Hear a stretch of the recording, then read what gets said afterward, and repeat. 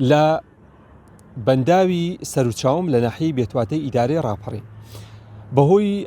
ئەو شەپۆلی بارانبارینە زۆری ڕێژەی بارانبارین ئەم ساڵ ئاستی ئاوی بەنداوەکە بە شێوەیەکی بەرچاو زیادی کردووە وەکو لە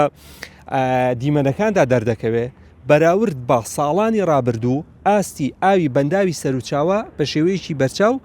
زیادی کردووە هاوینی ڕابردوو یان دروستتر بڵین تەنها چەند مانجێک بەر لە ئێستا گرفتێکی زۆر بۆ جوتیارانی و ناوچەیە دروست ببوو بەهۆی دابەزینی ئاستی ئاوی بەنداوەکە بەو پێی کە بەنداوی سەرچاوە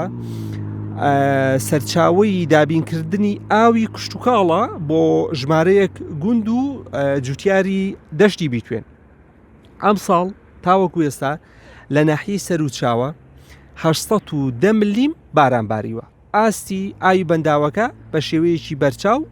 بەرز بووەتەوە کە بەش جێگەی دڵخۆشیە بۆ خەڵکو و بۆ جوتیاران تاوان بەنداوی سەرچاو بەدەر لە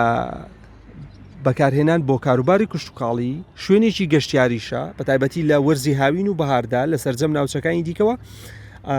خەڵک ڕووی تێدەکەن ساڵی 2008 ئەم بەنداوە دروست کراوە توانای گلدانەوەی 1,500,000 مەتر سێجا ئاویە